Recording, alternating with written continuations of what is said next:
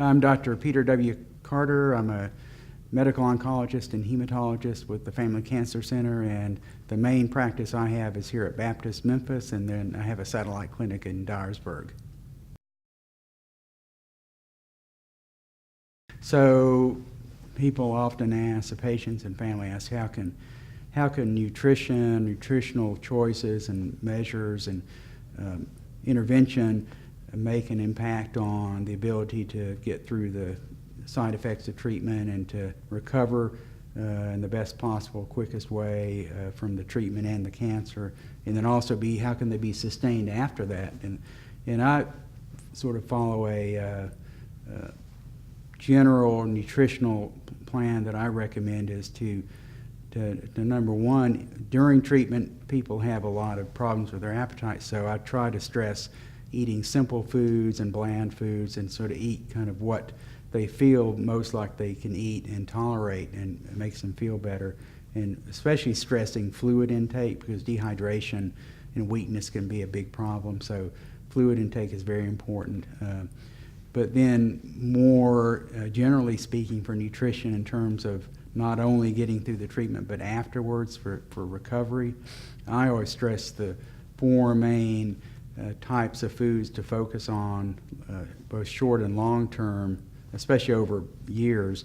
It would be vegetables, fruits, whole grains, and berries, nuts. That's sort of what I think of as the vegetarian type nutritional approach, which is sort of the best option long term in general for anybody, but also especially recovering from a treatment for cancer.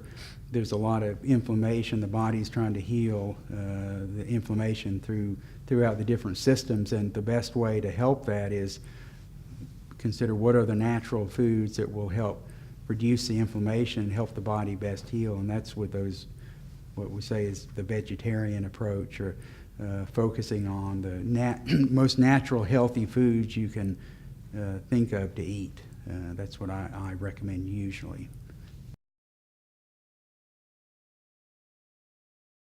And with loss of appetite, sometimes it is simply a matter of switching over from maybe the foods they ate, which might be really spicy or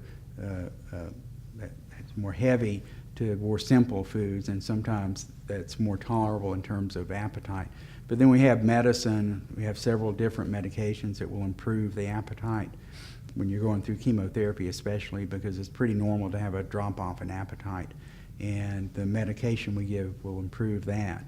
And I always stress, too, to reassure them that okay, if you're going through the period of treatment and you've lost your appetite and we're trying to enhance it and you're trying to eat as best you can, try to also tell them that it's not going to be a long-term problem. It will get better once the treatment's done and you're recovering. The appetite always comes back with the recovery phase. So it's a short-term problem to work through, and so that either the types of foods you eat and sort of the types you don't want to eat, and then which might be too spicy or too heavy, and then the medicines, the different hormonal type medicines we give to increase the appetite.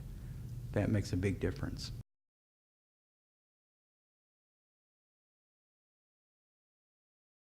So if you're really completely overwhelmed in terms of the nausea and vomiting and you just can't even take fluids, that's a problem that we generally will say, okay, we'll either you'll be in the hospital and we'll have to give the fluid through an IV, and then we can also give nutritional preparations through an IV and for a period of time.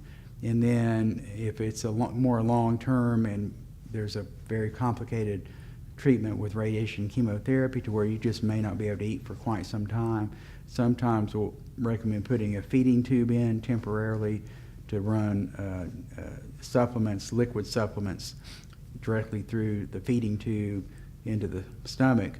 And other patients will sometimes do the IV nutrition, especially if they're in the hospital. And so that's a way we get around that when there's a lot of nausea that is not being well controlled, because it can be very serious in terms of dehydration when you have that, so we try to get around that with the IV type preparations and often in the hospital.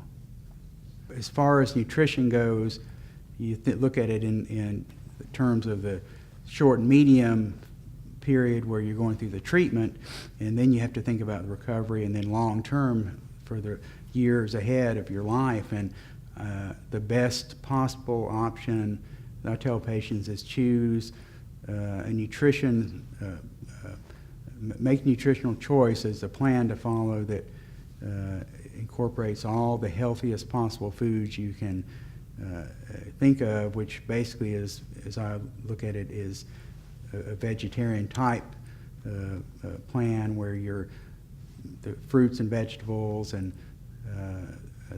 the natural foods, whole grains, because all those are the ones that we think best are nutritionally supportive in terms of healing and in terms of reducing the chance of future cancers, at least in a supportive way, in a partial way, going to help in reducing development of other types of cancer going forward.